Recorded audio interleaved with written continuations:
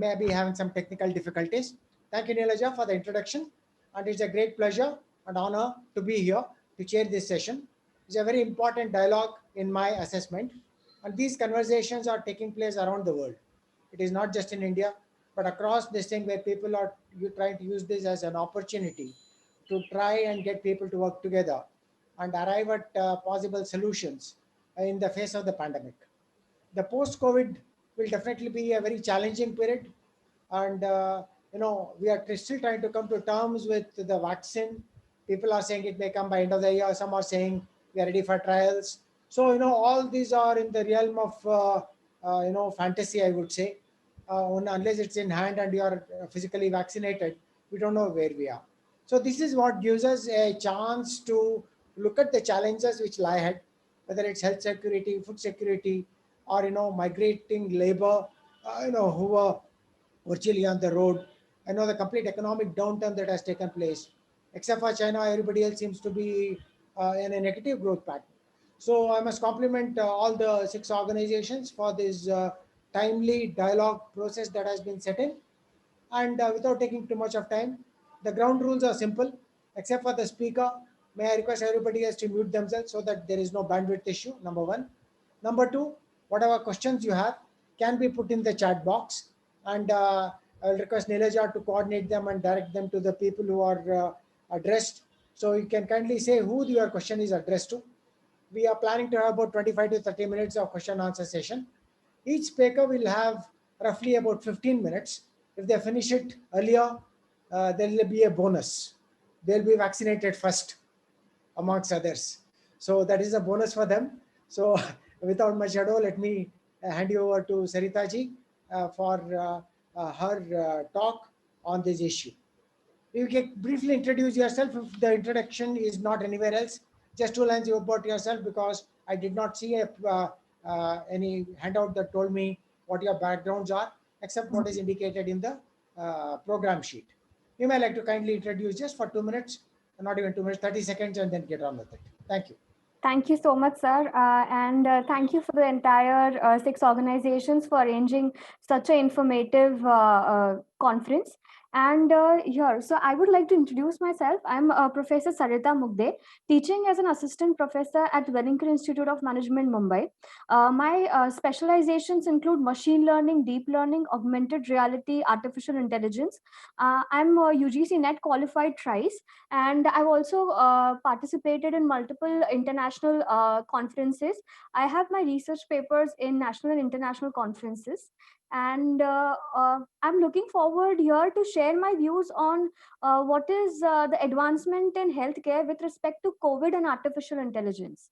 So I would just like to share my presentation, and do let me know if that's visible to you. So is the presentation visible to all of you? Yes, ma'am. Okay, great. Yeah. So I would like to discuss about what has happened with respect to AI, and what in terms is AI, what is the reality and what is the hype related to it, and how is it helping us with respect to COVID. And also I would like to give a special mention to the Indian companies and startups who have performed extremely well and come up with innovative solutions to help the world with respect to COVID-19 and this pandemic. So before we start, let's discuss what is AI and what is artificial intelligence. So evolution of AI. Is AI a new term? So ideally, no. The AI term was first coined in 1956. But because of the lack of computation, or maybe lack of data, lack of the processing power, it wasn't in that much boom as it is in today. So let's discuss what are the terminologies which we come across with respect to AI. So AI was coined in 1956, and it was ideally a task of making what you call day-to-day activities, or automating the day-to-day activities like a human would do. And then we find one more concept, which is machine learning. So around 1980s, there was a concept of machine learning that was introduced. And what is ideally machine learning was able to perform or take decisions like a human would do. And it involves statistics in it, and it was quite popular until 2006. After that, there was one terminology called as deep learning that you will so what is exactly deep learning? So it takes an inspiration from the human brain. So the way human brain works, the deep learning algorithms work. And it is it's like an what do you call, interesting thing that today these deep learning and machine learning algorithms outperforming than human. There was a time when human was better than these algorithms, but today definitely these algorithms are performing at much better level, much better speed, and much better accuracy as compared to humans. So are these separate terms or are they same? So ideally AI was coined in 1956, and then these terms were coined. And machine learning is nothing but a subset of artificial intelligence. It uses algorithms that have a statistical background. And it requires a lot of human intervention when we talk about developing that algorithm. When it comes to deep learning, like I told you, it's like just mimicking the way the brain works. So our brain is made up of neurons. Similarly, the same architecture we use with respect to deep learning. And deep learning mostly outperforms in tasks like computer vision or self-driving cars and so on. Now let's just understand first that what are these algorithms, or what are the difference between these algorithms, so that we better understand how they're performing in real life.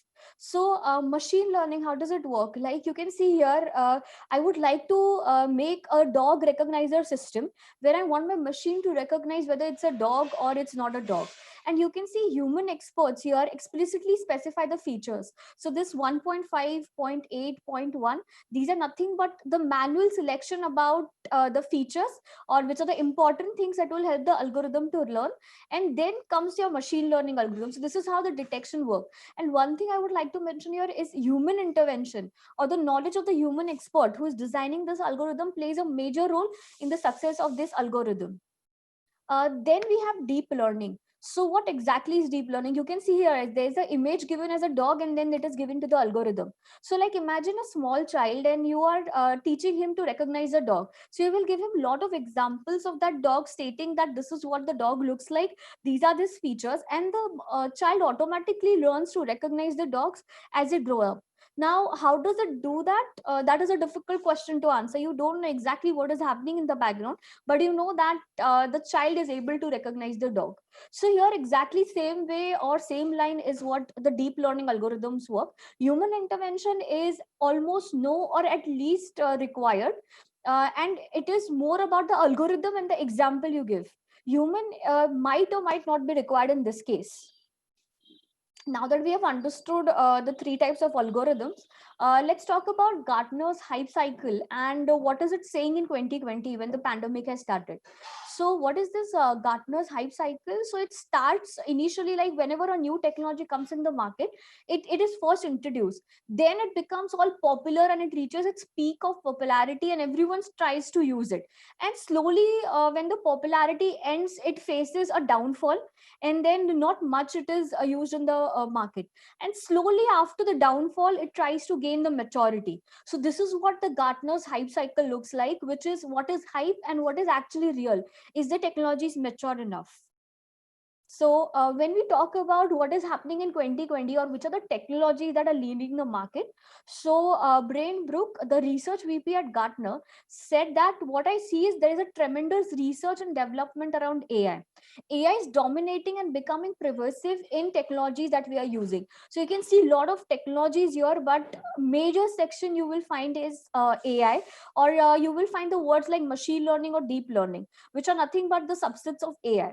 And here there is one more thing that is important, is explainable AI. So when it comes to explainable AI, like I told you, the way human brain works. So in this case, you don't know what is actually happening in the background. But with respect to explainable AI, let's say there's a self-driving car, and there's an example like an old woman and a small child comes in front of that car. Now what is going to happen? Now you know that the car is going to hit any one of them. So which one is going to hit? Is it going to hit the small child? Is it going to hit the old lady? And who is going to take the decision? After taking the decision, suppose something happens, who is going to take the liability in that? Because the algorithm, yes, it is able to recognize an old woman and a child, but you don't know what is happening in the background, what is exactly what the machine is taking the decision. So who is going to blame? The car owner who has purchased that self-driving car, the one who has developed that algorithm, the one that is using the algorithm, who is able to develop. So that's why there is explainable AI that is gaining a boom with respect to 2020. Now let's talk about some of the applications of COVID-19 and what are the advancements in healthcare with respect to artificial intelligence. Now, whatever questions all the participants might be having with respect to the terms we discussed, I request you all to post in the chat section. I will be taking at the end.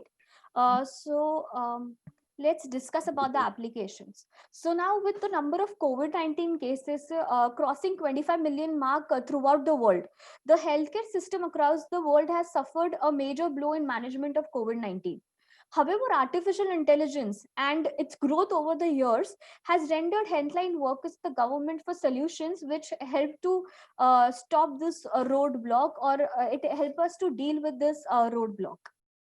So first, the very popular thing that AI is doing is detection of COVID-19 using chest X-rays. So here you can see a chest X-ray is given, and the machine is able to do some analysis and give us whether it's a COVID or a non-COVID patient. So how does artificial intelligence work here? So artificial intelligence with collaboration with chest X-rays identifies the abnormal findings, thus diagnosing the ground glass opticalities in lungs, which is a classic feature of the COVID-19 disease. Now, with respect to this, the AI developed by Cure.ai, which is a Mumbai-based startup, also helps us to identify what is the extent of the infection of the lungs. Now here what happens is, when a human is doing, firstly you can see there is a shortage of experienced doctors or health workers. Secondly, not everyone is trained to handle with the disease or situation like COVID-19. In this case, if my chest X-rays are helping me to directly identify whether it's a COVID or a non-COVID, or how much extent it is affected, that saves a lot of human efforts as well as human errors that might occur. Now, this is a very interesting example of robots, to take care of coronavirus patients. So this image here is a robot developed by startup Asimove Robotics in Kerala. So you can see this robot is wearing mask and also carrying the hand sanitizers, gloves, and the wraps that are needed. So robots developed by Asimo Robotics, a startup based in Kerala, India, is being deployed in hospitals' isolation wards to carry food and medicines, which eases the pressure and as well as the danger on the medical staff. And also these robots are time to time sanitized. So the least amount of risk we are taking with respect to this.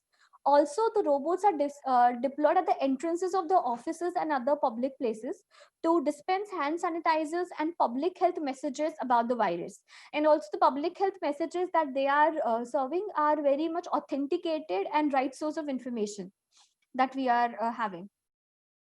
Next is this one more, which is a very remarkable point that AI has achieved, is using cough sound to detect COVID-19.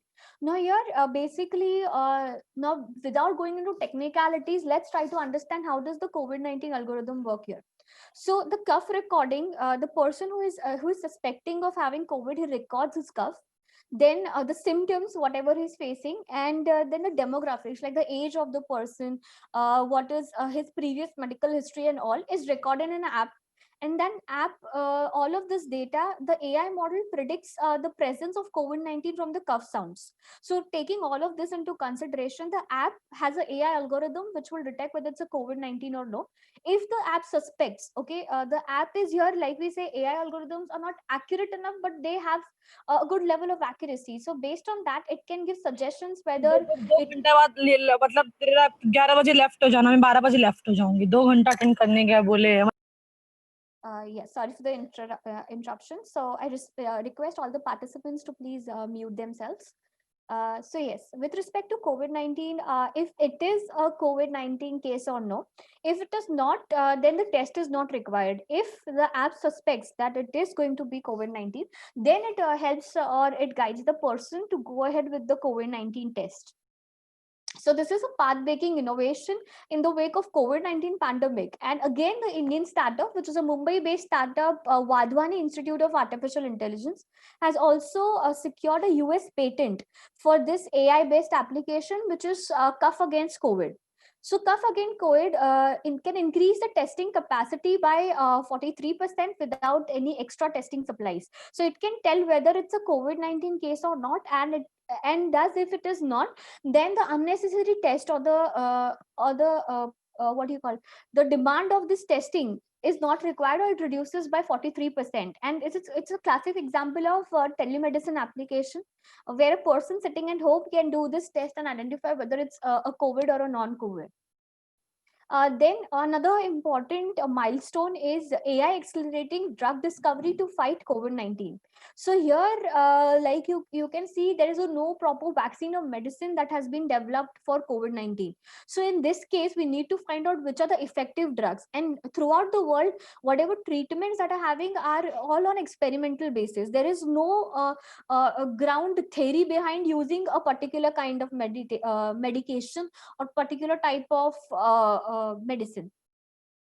So scientists from TCS Innovation Lab Hyderabad are harnessing the power of artificial intelligence to develop or discover new molecules which might have the potential to treat the specific parts of coronavirus. Also, they would try to find out what are the special cases in coronavirus molecule, and try to find out the medicines which will be very much effective on that.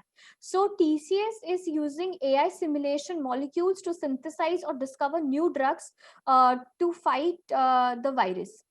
From a candidate of 5,000 molecules, they have selected 31 molecules now that are undergoing trial for potential cures. So now you can imagine the human effort that would be required, as well as the human experts and doctors that would be required with this 50,000 molecules. But with respect to AI and training the algorithm based on the best practices used so far, it is able to detect 31 most effective molecules, and currently it's undergoing trial. And if this works out good, we can have a lot of improvements with respect to treatment of COVID-19.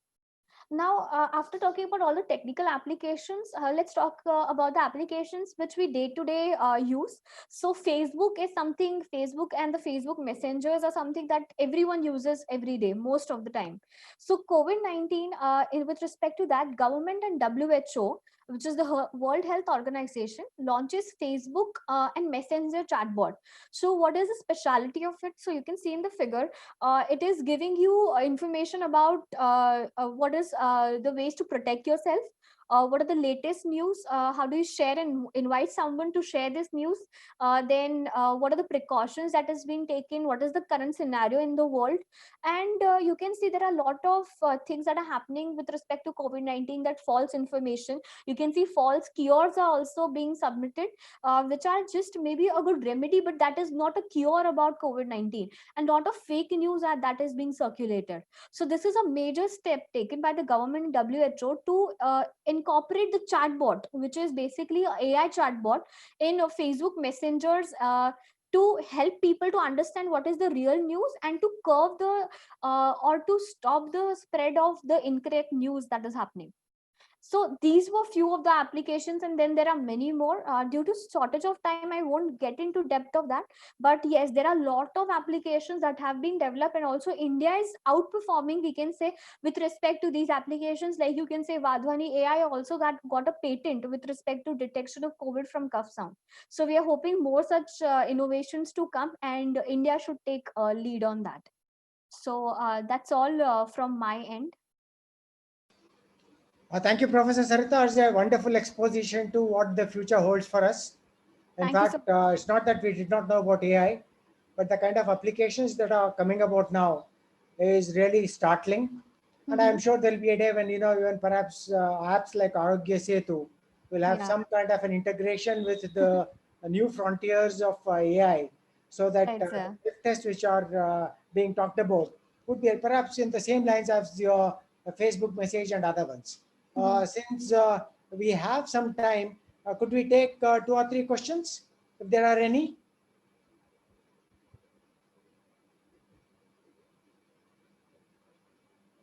Otherwise, we'll come back towards the end of the session again. So those of you who have not been able to ask questions can make a note of your questions or put them in the chat box.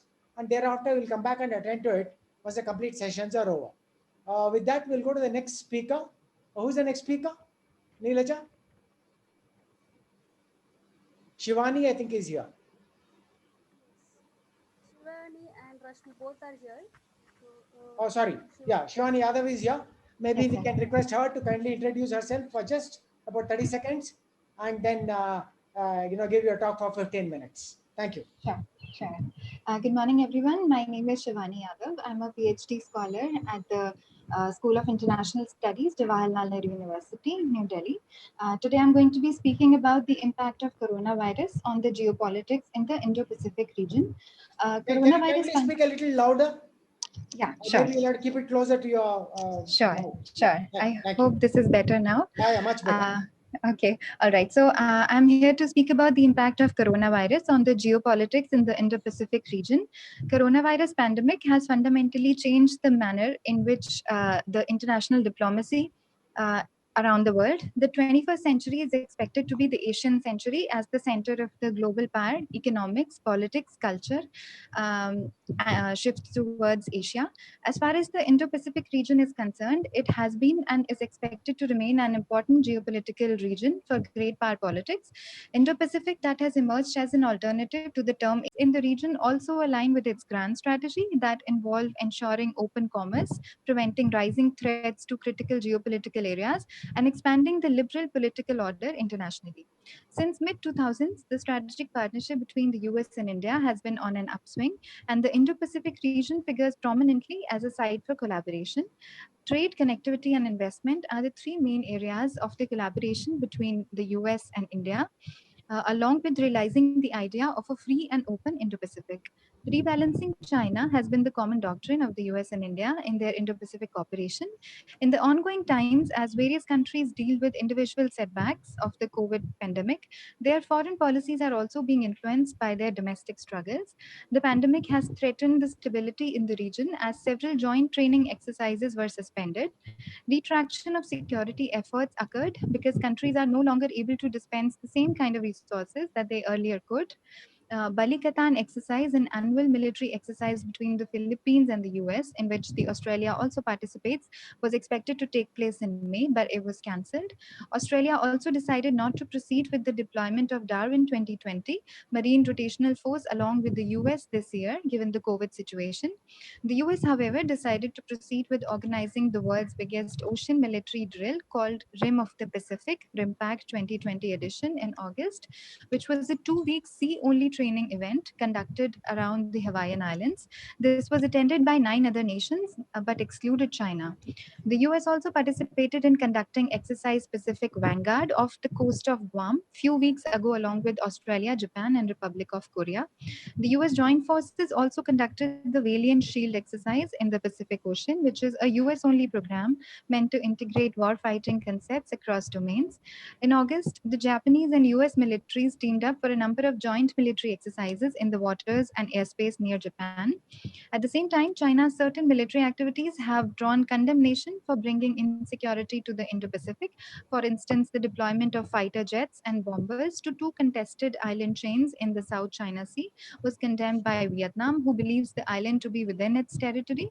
Not only in the contested territory in South China Sea, but China conducted similar military activities also in East China Sea. It conducted live fire training exercises about 500 kilometers from Taiwan, who is constantly wary of a constant annexation by China. India too is flexing its naval might as it deepens cooperation with other countries in the region, like conducting the 72-hour long Hello. passage exercises with the US in Indian Ocean region in July, with an aim to coerce China to restore status quo in Ladakh after the recent 3 months long face off. Other initiatives of which India is a part, like the Quadrilateral Security Yeah, in our Dialogue, students is aimed in to curb 21st China's session 9, militarism. that is Rebalancing China is the common doctrine of the US and India in their Indo Pacific cooperation. The recently established Indo Pacific Deterrence Initiative is a testimony that the US is committed to maintain a credible deterrence in the face of increasing military buildup by China. For the fiscal years 2021 and 2022, the bill authorizes $6 billion towards missile defense, improving interoperability with partners, etc. This supplemented with the US's withdrawal from the Intermediate Nuclear Forces (INF) Treaty in 2019 has the potential to turn the Pacific into a theater of power demonstrations by both countries. India too finds China closing in on the Indian Ocean region through the String of Pearls strategy, and in response has acquired 3 new bases since 2018 in Singapore, Oman, and Indonesia. India has already expressed its reservations about China's Border and Road Initiative (BRI), launched in 2013, that paves the way for Chinese investment in India's neighborhood and main circle of influence. China has also found an opportunity in fulfilling the increased infrastructural needs of island nations like Maldives and Sri Lanka, as well as their diplomatic limbo with India. Hence, India's approach to the Indo Pacific includes expanding its strategic, economic, and diplomatic footprint in the Indian Ocean region. Despite a decided pushback against unilateral actions aimed towards creating new norms in the region by China, India has still been conscious of provoking China directly and realizes the implications of escalating tensions with China. The US, on the other hand, is already embroiled in a trade war with China and has few apprehensions about China's responses. As countries around the world work to contain and eradicate the coronavirus, recent developments in the Indo Pacific has raised concerns about the US and China trying to take advantage of the crisis to further their strategic interests. In the Indo Pacific, it is expected that the COVID-19 is likely to accelerate rather than displace existing geopolitical competition. Tensions have been rising between the US and China in the region, and in recent times, it has become a site for power display and to settle old scores between the two powers.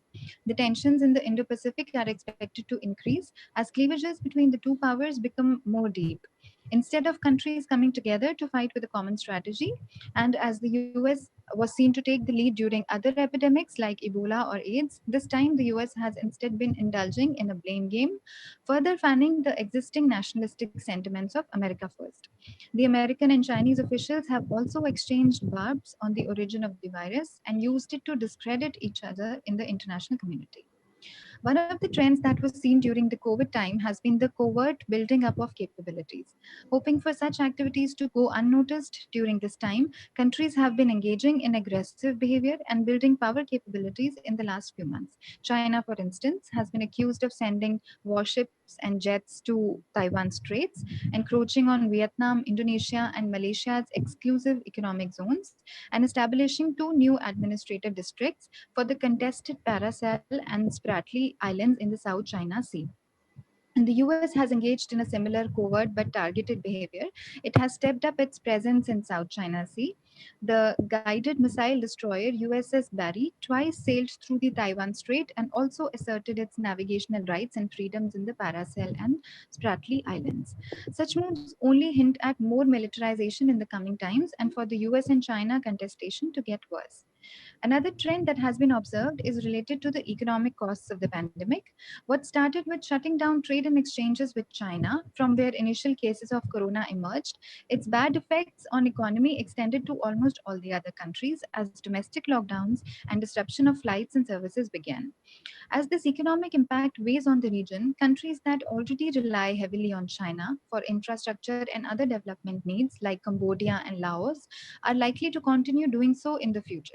Countries like Indonesia and Malaysia, who have received medical help from China in recent times, are expected to continue maintaining good behavior, good relations, and dependency on China in the coming times. A third trend during this time is the changing balance of power.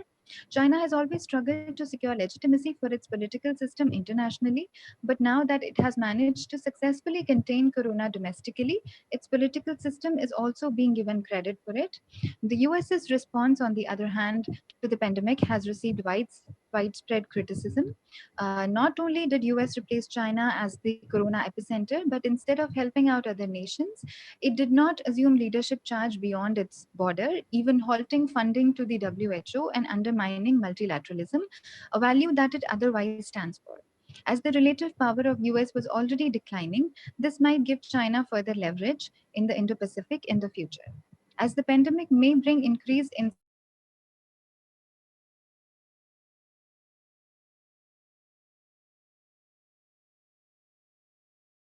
that China remains independent and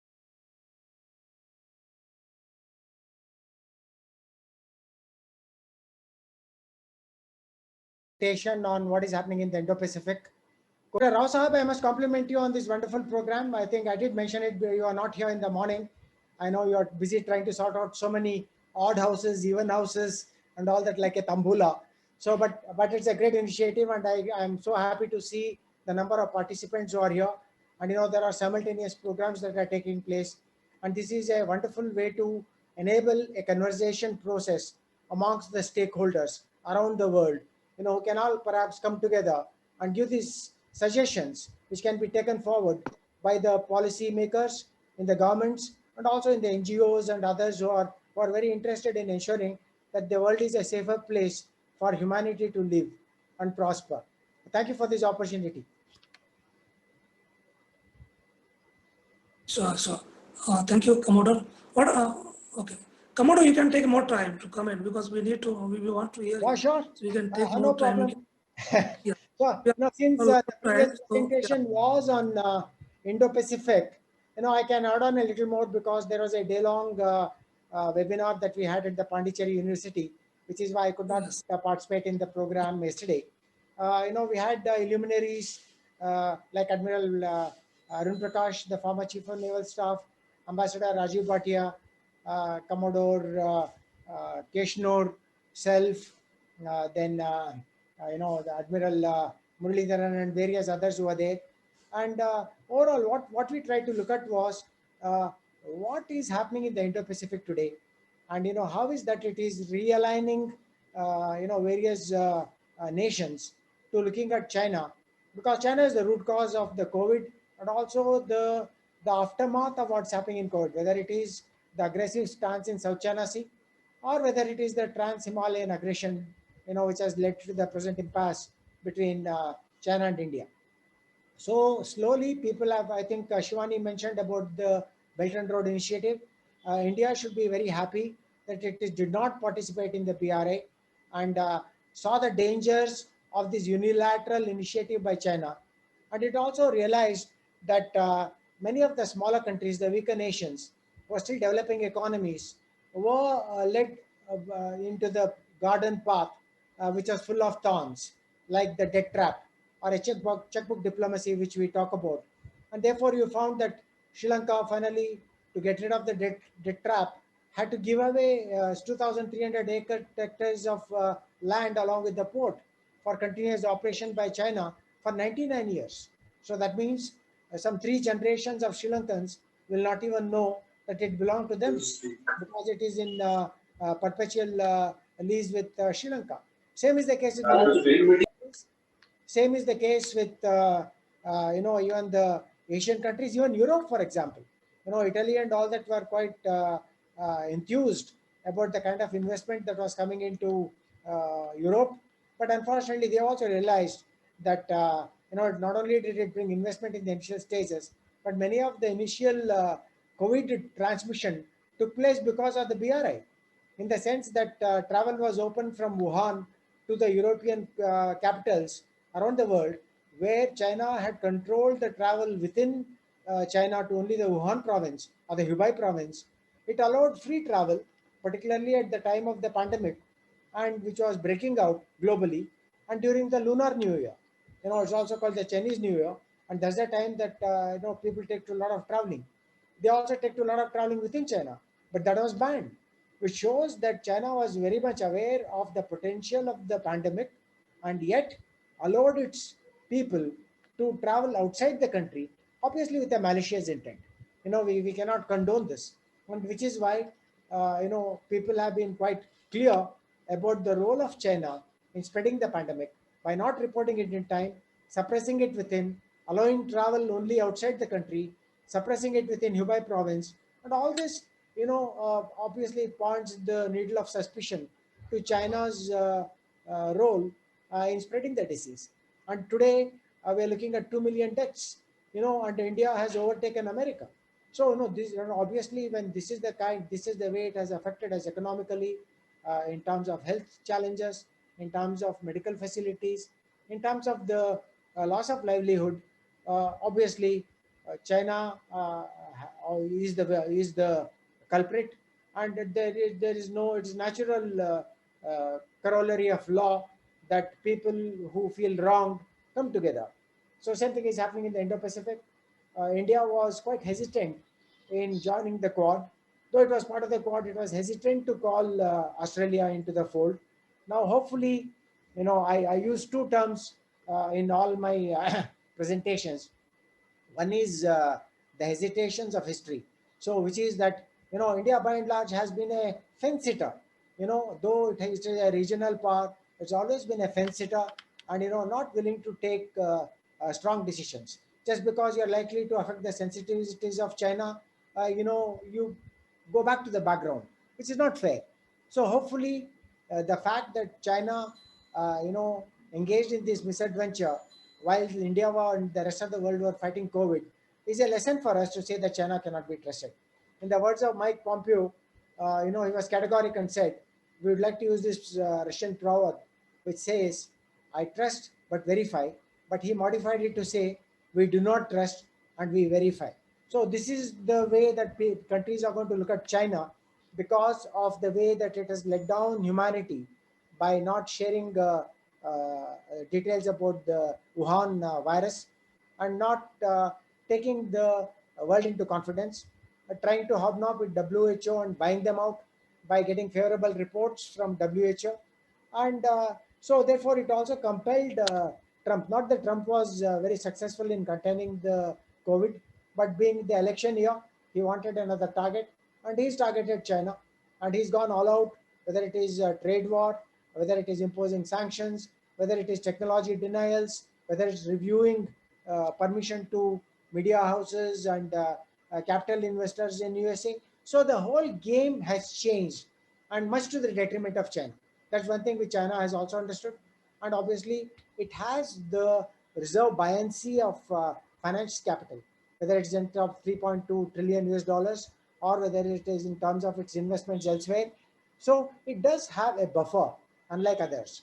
And as was brought out, it's still going to grow at about plus 3.2 in terms of GDP, which is considerable when you look at the size of the GDP, which is only second to that of America. So the world will go through a turmoil. There would be readjustment of equations, which will lead to a new global order, which will put China at a disadvantage. That is my assessment. But China will work overtime because it's got one party system.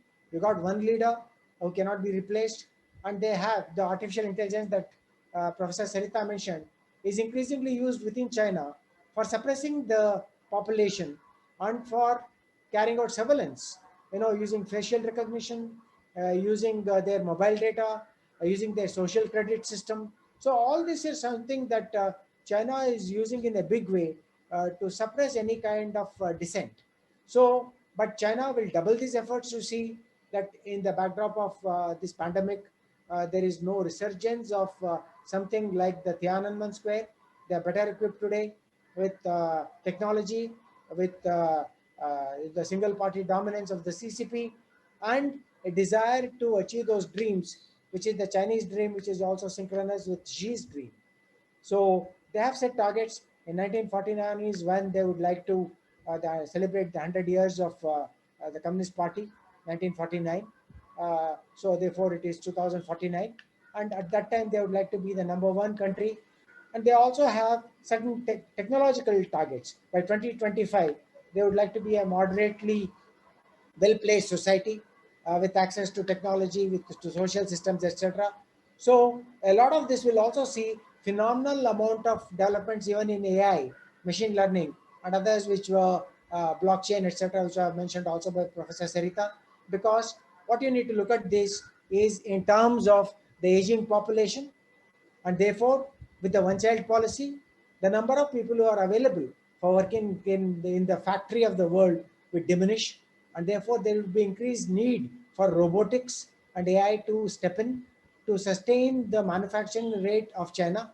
Of course, the demands will now all be restructured because of COVID, because there are efforts to develop alternate supply chains, global supply chains, and there is intense efforts on part of all democracies, particularly to de-link from China and invest in decoupling. Decoupling is never easy, particularly for decades. If you've been dependent on China, it's going to get a little difficult to decouple.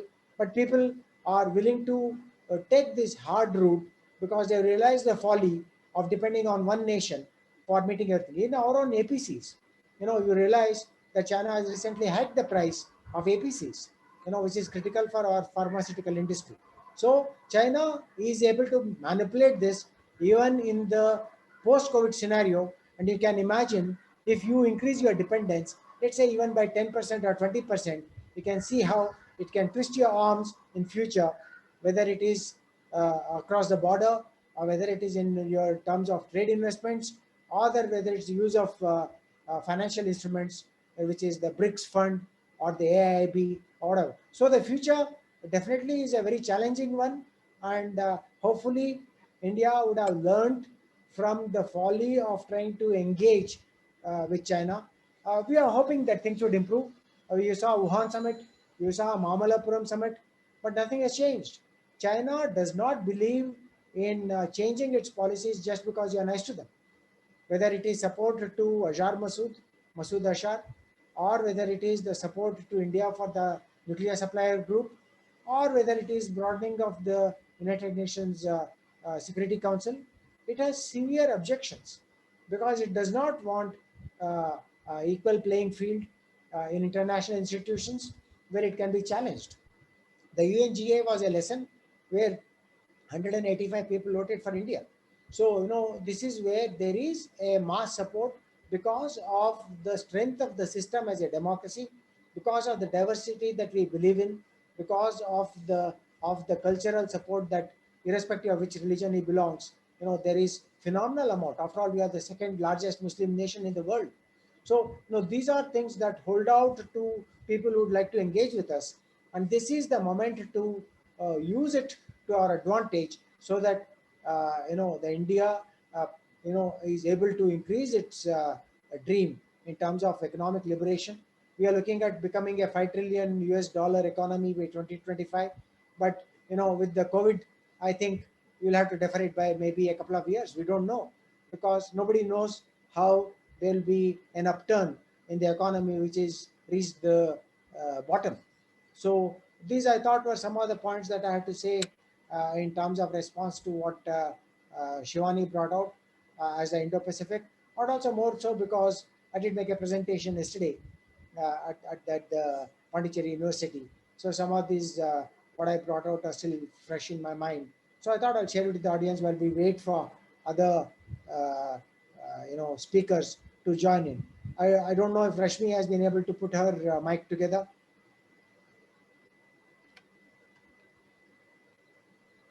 Has anybody else joined besides her? Can you just check through the chat box? Yeah, Rashmi, I think we can hear you. Maybe if you hold it closer, we'll be able to hear you better. Sir, are you here?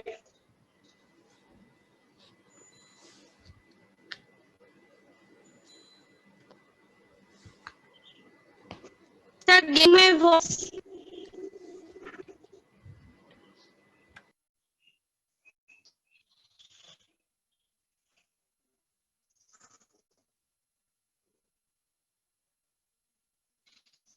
Sir, you are on mute. We can't hear you. What I was saying was that Rashmi can try to log out once, join again with video and audio options, and see if it works. In the meanwhile, Professor Sarita, would you like to add on some more to what you have presented so far? Right, sir. Thank you. So there is a question from Amrita. That's a very beautiful question indeed.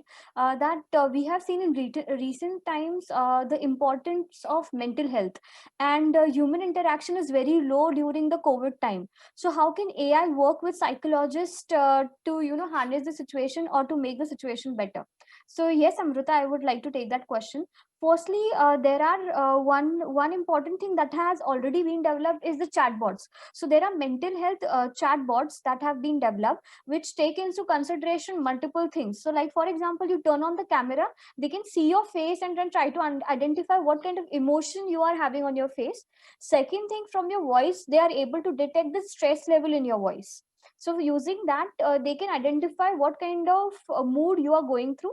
And third thing, what you say, there is one more thing that is happening is when we are depressed, we don't want to type in much, but we want someone to talk to. So there are also systems where we can convert the text or the speech into text, and then the algorithm can help them with at least listening in this particular scenario. And also there are been researches going on that like with respect to IoT and AI, if a person comes in the room and if he says, let's say, Alexa, switch on the lights, so based on his facial expression and the stress in his voice, maybe you can have some soothing music in the background, or the lights in the way they turn up, it's like something soothing, so that the mental stress on that person reduces, or maybe some music in terms of that. So yes, researchers are working around it, so that how can AI harness this situation. And there are many other things also that are going on, so definitely hope to see them live soon, but definitely research are going on with respect to that.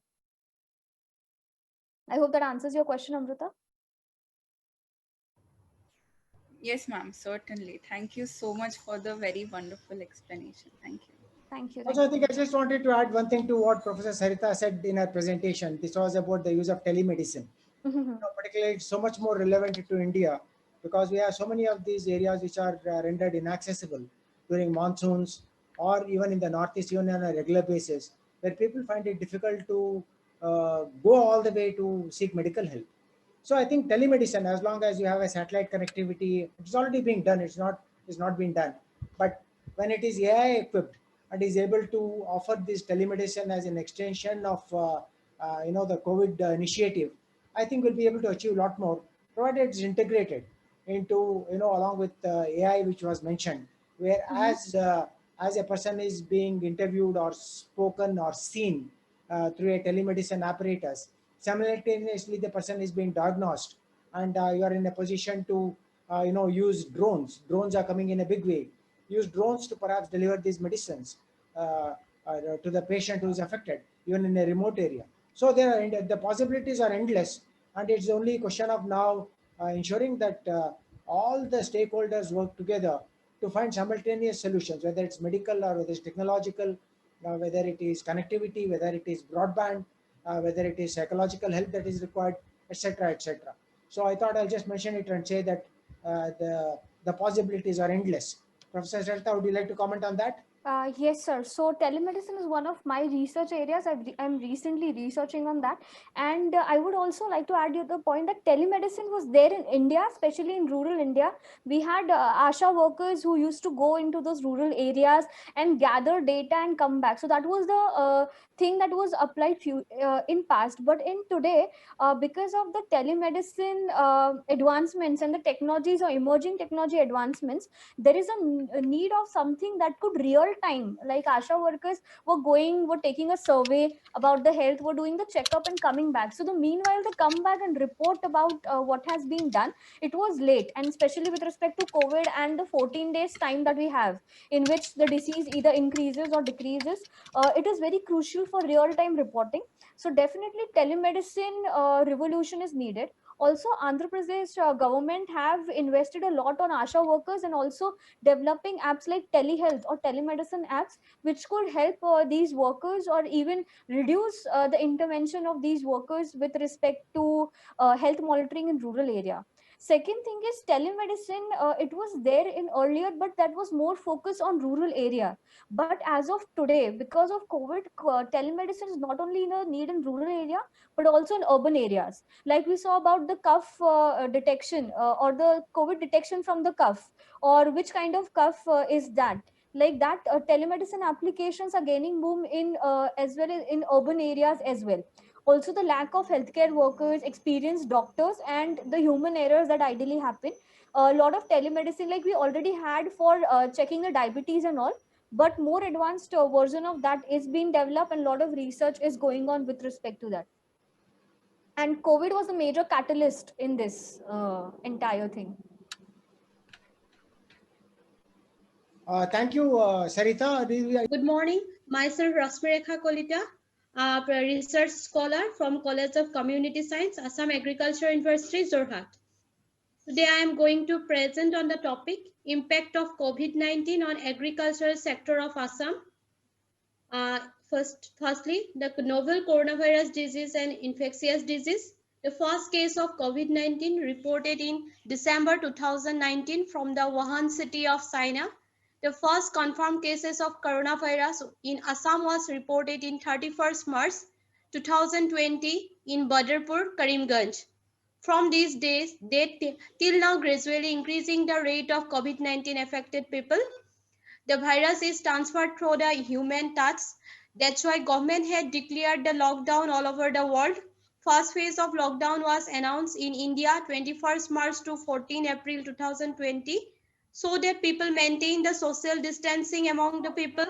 In this period, all countries had introduced travel restrictions till the third phase of the lockdown with the intention to prevent the spread of the epidemic.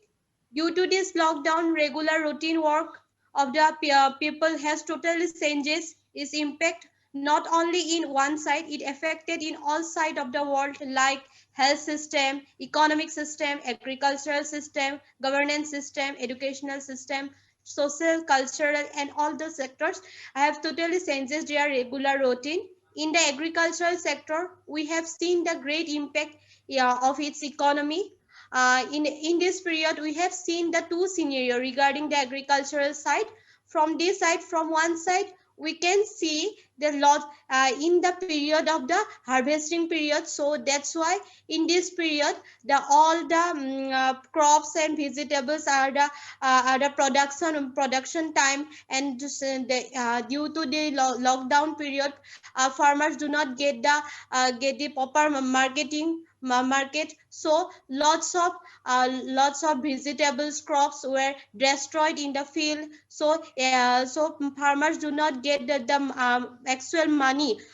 That's why they face lots of problems, and therefore the economic rate is totally down. In the other part, due to the scarcity of the agricultural production in the market, so consumer can buy agricultural products in high price. So in the same period, we can see the two-sided. One side, we see the loss of agricultural production, and other side, we can see the consumer can buy the agricultural products in high cost of rate. That's why the basically the poor people can have faced lots of problems to buy the products in high range, rate of the high rate. So they have faced lots of problems. During this challenging time, government thought that how can solve the problem of crisis and measures to affect the 140 million farm households across the country. Government assessed the immediate challenges to the farm sector and suggests mitigation measure to ensure a sustainable food system in this crisis. In this time, we can see that the GDP rate also down.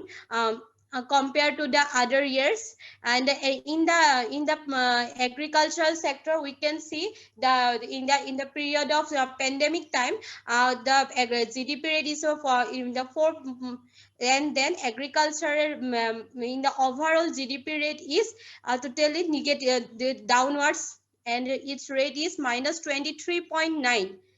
And in this period, we can see that people try try to solve these problems. That's why they try to earn the money in different way. In this period, we can see that the youth generation try to opening a online business so that they can earn money. Online business they can start in different sectors like food, clothing, and then and they try to agricultural products sale through the online marketing. So we can so we can see that the most of the people try to solve the problem in different way so that they can earn money and stand independently in the society.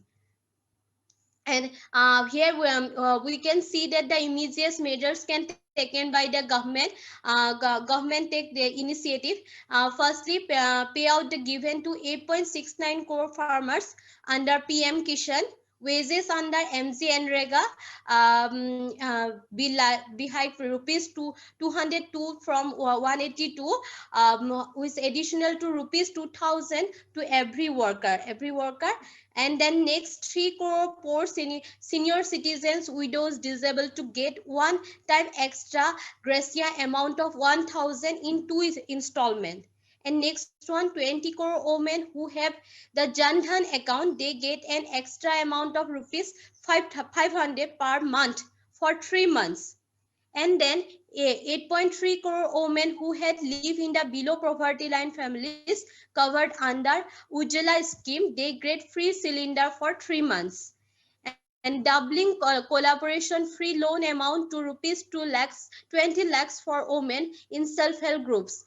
And then 7 crore household to benefit through 63 lakh self-help groups. Government will pay provident fund contribution for both employer and employee for 3 months. This would cover those establishments which have up to 100 employees and 90% employees are earn less than 15,000 per month. So we can see that government try to help the poor people. Those are living in the below poverty line. They try to solve the problem. They try to solve the problems, but they do not get to the maximum height. But they solved the little amount to help the people so that they can stand. They can live in the society. Now come to the conclusion part. COVID-19 pandemic is a crucial stage in the world history. Due to this pandemic, people can suffer lots of problems. People day-to-day routine are changes, is negative impact is hampering in all over the world. Central government to take preparedness and response measures all the right to tackle the pandemic. The bold and decisive leadership of the central as well as the state government has implemented remarkable changes to protect the livelihood of the millions of peoples. Along with the government, Jan corporate and NGOs are playing important role to make the consensus to curb the spread of the virus. Unfortunately, like all the sectors of the agricultural sectors are also face negative impact for this pandemic. Its negative impact has declined the world's economy. Thank you. Thank you, Rashmi, for your efforts to come back despite the heavy rains there and problems of connectivity. You brought out some very important points, and more so today happens to be a Bharat Bandh, because of the various farm bills that have been passed, and so it shows that not everything has been well received. And also during the time of COVID, what came out is, if you look at the average figures, it was only the agricultural sector that had a positive growth. Whether it is 2% or 3% is not the question, but that was the only sector which had some growth. Unfortunately, it still remains the most unorganized sector in terms of state support, in terms of central support, in terms of food support prices, procurement prices, stocking, advice. So it is still something, though we claim that we are an agrarian society, there is so much more that we have not done collectively.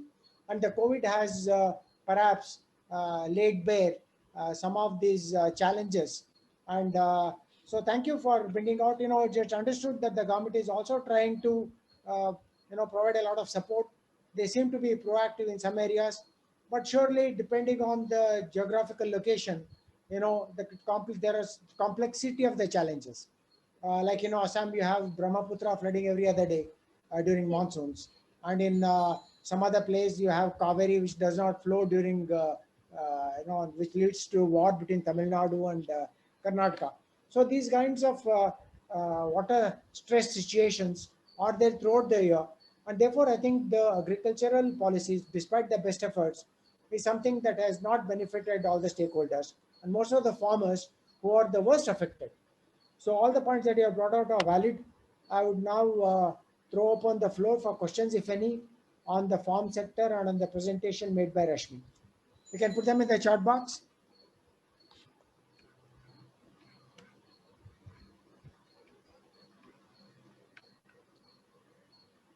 If there are no questions, we can come back to the question and answer session later.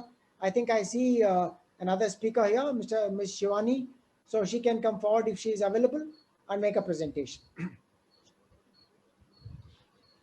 I can see her thing. I don't know if she's here.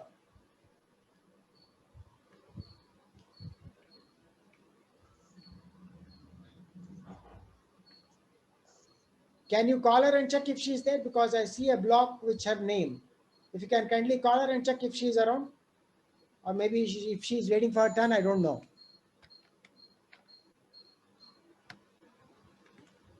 Is there anybody else?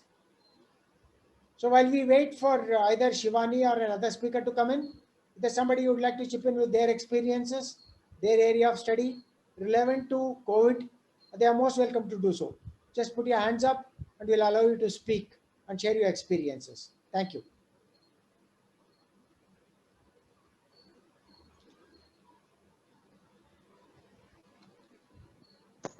Amruta, do you have any questions?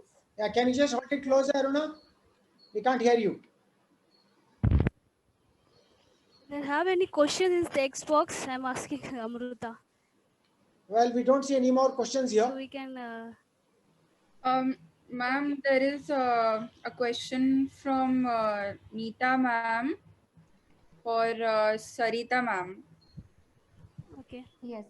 Are there any privacy concerns when AI is used, artificial intelligence is used to help people with mental health issues? How are these being addressed? Has this question been addressed? No, ma'am, it's not. So I would like to take this question. Firstly, yes, there is an important thing called as ethics in AI.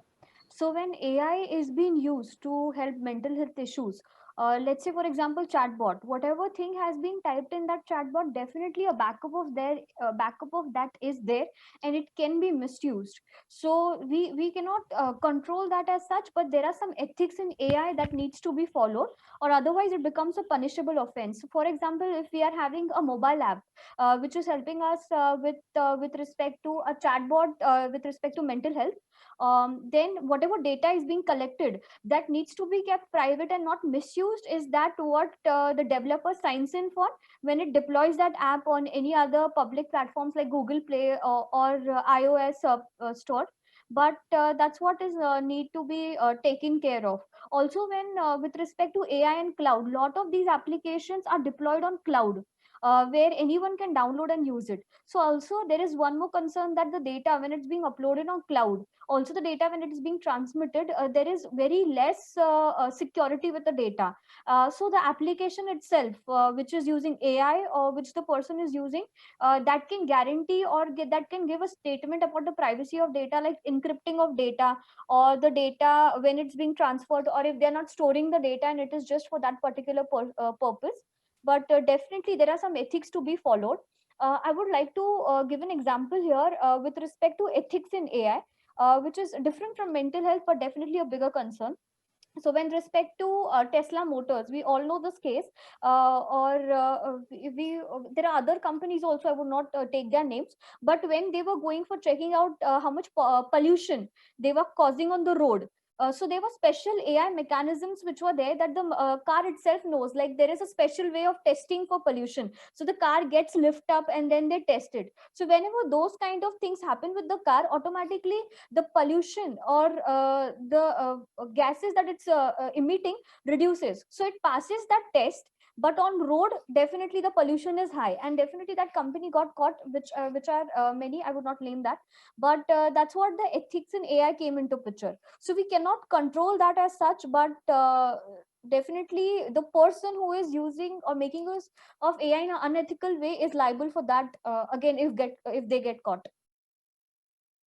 But yeah, there is no special kind of control over AI with respect to that. So would you like to add something about the ethics and privacy about the data, or any other speaker would like to add anything? Sir, you're Can you mute. just keep it closer? I can't hear you. So can you hear me now? Yeah. Yes. So I was saying, would you like to add anything about the data privacy or ethics with respect to AI or any other? Okay. It's a vast subject, and a lot of debate is taking place as far as data privacy is concerned.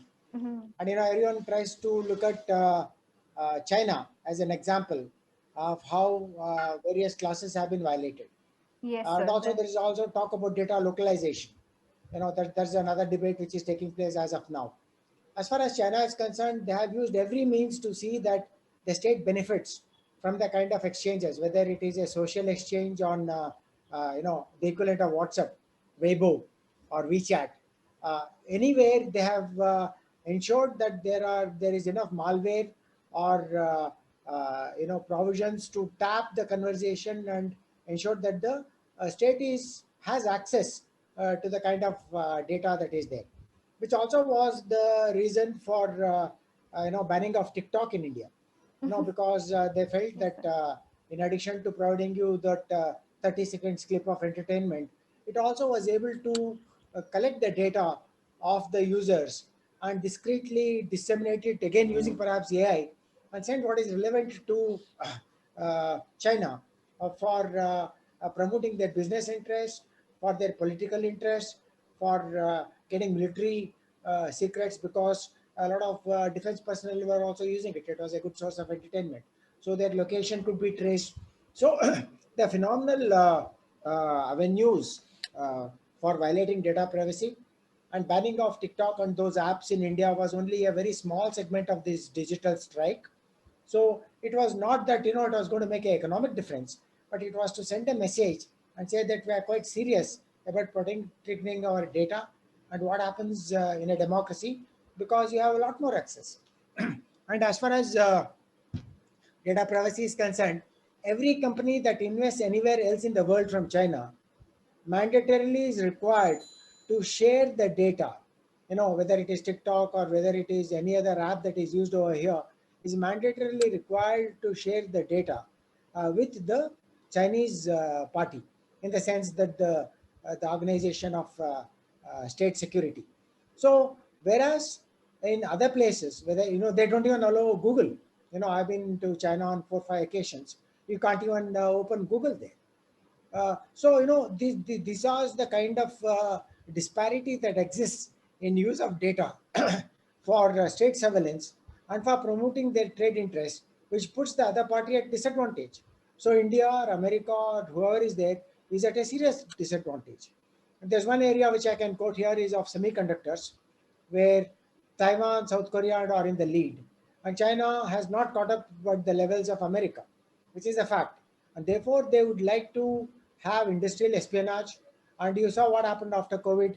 Many of the people who were sponsored for studies in USA were people from PLA, and so pretending to be scholars, they would come there and try and see what is happening in these universities, all kinds of universities, including universities that engaged in AI, which engaged in biomedicine, biotechnology, vaccine, this thing for various things. So this is the problem that we have in democracy, where we would allow companies to come in based on the WTO guidelines, but the same thing is denied to you when your company goes there. For example, if there is any industrial dispute related to a Chinese company, you have to go and file a complaint in mainland China. Who has the energy and the money to go there and file a complaint against China? Whereas in India, they can go to the Supreme Court, knock at the doors of the Supreme Court and say that this company is not being allowed a level playing field. So we are at a disadvantage. It is an advantage, definitely being a democracy, but it's disadvantageous because others who are from totalitarian countries like to use the advantages of democracy to further their own ambitions. So this is where we are stuck. So there is a phenomenal amount of debate that's taking place. You know, the moment you put even an Aragya Setu, they will say no, it is violation of privacy. And the same people have no hesitation in blindly accepting all the terms and conditions in any of the app which says you first agree before downloading this app. You go ahead and download it even without looking at what the terms and agreements are. I don't even know if people read the terms of agreement, which would even say that I'll share all your data with advertisers. So this is the situation we are in. So it is a serious issue. It has to be handled at the technological level. It has to be handled at the societal level, and it also has to be handled at the government level to see that while the privacy clauses are not violated, it does not infringe on national security because of the loopholes that exist within democracies, which can be used to advantage by countries like China. I Yes. hope that makes some sense. Yes, sir. Completely agree to that because yeah, that's why I wanted your views on that because the app ban from China, the Chinese app that are being banned, and also applications like PUBG, which our youth are so addicted to. I saw the day when the news was PUBG ban was out. I could see so many people outside or so many kids outside, so sad. Or first time I saw that okay, these many kids stay in my locality because they were out of their house. So yes, so definitely, and the data collection that has been happening that cannot be if I can say this, it cannot be avoided as at a higher level, but we as citizens can be aware and be responsible of our actions that we do on social media or when we use these applications. Ethics in AI is definitely there, but not everyone follows that. That's a serious and debatable topic, definitely. Yeah, thank you for those inputs. Also, the point you made about PUBG and other apps, what it has done is to drive the indigenous app makers. You know, I think there is now a new app which has already come out in the market on 4G, Yeah. you know, which is supposed to replace the PUBG. So the people who are addicted to PUBG, who know they will not get any support, will at least start trying out the 4G. And so Yeah. that's a good sign because even for, you know, though we are doing this program on Zoom, within my think tank, I have stopped using Zoom because again, because of the same kind of concerns that were there. Data privacy. Yeah. So we started using Gmeet, we using Namaste, we use Milan. There are so many of them who have come out. Unless you give them positive feedbacks or even negative feedbacks for that matter, you will find that our own indigenous app makers will use the default option as Zoom. You know, we should move away from this, which has a Chinese connection. Of course, Zoom, they say, you know, is owned by an American Chinese or a Chinese American, whichever way you want to put it. But the point is, the moment there's a Chinese connection, they're duty bound to share a lot of data. You know, in fact, the complete recording here and, you know, whatever we put on our registration sites would also be shared, whether it's America or China. Today we are accusing China, tomorrow you could be accusing America. So, you know, we need to develop our own, and I would look at this as a great opportunity for our own indigenous app developers, you know, who are quite good. You know, it's not that they are not good. It's just that people found it convenient to use what has been proven. But how will you prove your own unless you try it and give them the feedback? So therefore, I am quite conscious of the fact that we need to move away from some of these which have these provisions for violation of privacy, data capture, data mining. So all these are essential features of private apps, and we need to consciously move away from them. That's my personal belief.